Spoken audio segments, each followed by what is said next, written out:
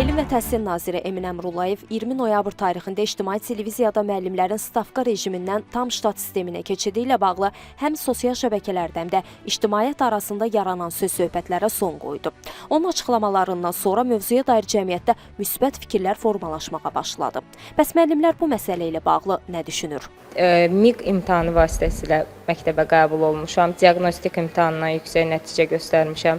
Bu il sertifikasiya imtahanında iştirak etmişəm. Nəticəm uğurlu olub. Son qərarla bağlı onu deyə bilərəm ki, müəllimlərin iş fəaliyyətindəki uğurlara müsbət təsir göstərəcək bu qərar. Çünki dərsdən sonra əlavə vaxtları olacaq, karyeralarının inkişafında, fikir mübadiləsində, bir-birləri ilə pedaqoji fəaliyyətlərini, təcrübələrini bölüşmələrində kifayət qədər vaxtları olacaq. Amma hal-hazırda fikirləşirəm ki, bəzi gənc kadrlar, hansılar ki, gənc analardır, məsələn, mən 3 uşaqlarlayam deyə mənə daha uyğun saat hesabıdır. Məktəbdə biz şagirdlərlə məşğul olarkən başqa problemlər də olur ki, onu biz evə daşıyırıq, evdə işləyirik. Çox zaman olur ki, heç alınmır, qonağımız gəlir, müəyyən məişət problemlərimiz olur. Amma biz məktəbdə olarıqsa, təbii ki, müəllimlərin rifahı daha da yaxşılaşarsa, daha da gözəl olar. Düşünürəm ki, daha stimul verici bir addım olar. Müəllimin uzun müddət, yəni gün ərzində neçəyə qədər məktəbdə qalmağı məncə yaxşı hal olar. Nə mənada yaxşı hal olar?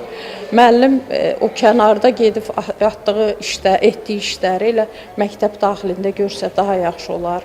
Məktəbdə öz şagirdlərinə məşğul olsa, əlavə məsələn uşağın o bilir hansı uşaqda hansı sahədə gerilik var, onları aradan qaldırar. Elə məktəb daxilində eləyər də o işləri. Bir də ora-bura qaçmaz. Mən belə düşünürəm ki, yaxşı olar o. Düşünürəm ki, tam ştat fəaliyyəti bu sadəcə zamanın uzaldılması olmayacaq. Burada müəllimlər üçün hansısa bir fəaliyyət proqramları təşkil olunacaq ki, biz həmin o fəaliyyət proqramlarını icra edəcəyik o zaman ərzində.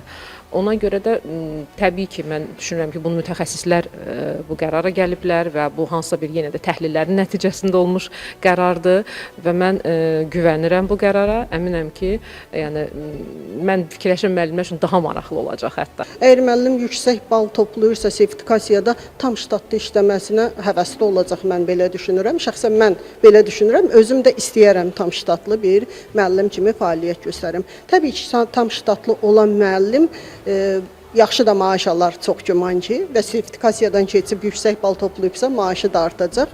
Onun da böyük həvəslə, tam ştatla məktəbdə qalmasına həvəsli olacaq. Yəni heç bir müəllim üçün xoş bir hal deyil ki, məktəb sonra getsin başqa bir yerdə. Yəni bu yorucu bir haldır. Müəllim əgər bir yerdə, bir ünvanda qalarsa, yəni özünü əsl müəllim kimi hiss eləyər və əlbəttə ki, müəllim üçün şərait yaradılarsa, həmin saatın tamamına kimi qalmaq üçün şərait yaradılarsa, müəllim özünü əsl müəllim kimi hiss eləyər və öz işini daha da yaxşı həyata keçirməyə çalışar. Nazirin diqqət çəkdiyi mövzulardan biri isə məktəblərə, daha dəqiq desək təhsilin başlanğıc nöqtəsinə, ibtidai siniflərə yönəldi. Hal-hazırda bizim sərbəst dərslər, ümumiləşdirici dərslər var ki, biz oxuyub anlamaya yer veririk orada. Düşünürəm ki, bu fəaliyyətimizi mərhələ-mərhələ həyata keçirsək, uşaqlar arasında daha geniş formada oxuyub anlamanın qavraması daha mükəmməl olacaqdır. Təbii ki, mərhələli şəkildə. Mənə elə gəlir ki, müəllimlər də bunu hamısı çox böyük bir hissəsi qəbul eləyəcək. Necə ki, sertifikatlaşdırma əvvəl başlayanda müəllimlərimizin bir hissəsi ki, etiraz edirdi. Sonra mən özüm də şahid olurdum ki, digər fənn müəllimləri deyirdi ki, bizi niyə test cəlb eləmirlər ki, biz də gedək imtahan olunaq və bu bizə maaşlarımıza təsir eləsin.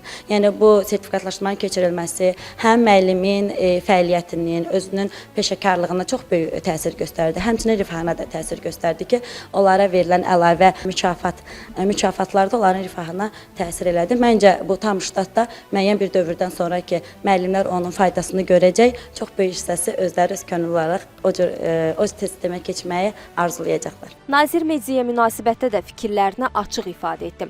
Təəssüf ki, bəzi hallarda başlıqların neqativə yönəlməsi, bütöv informasiyadan yalnız diqqət çəkən hissələrin seçilməsi müzakirəni düzgün istiqamətdən uzaqlaşdırır. Bugün bir sinif otağında başlayan dəyişiklik sabah ölkənin gələcəyinə çevrilə bilər.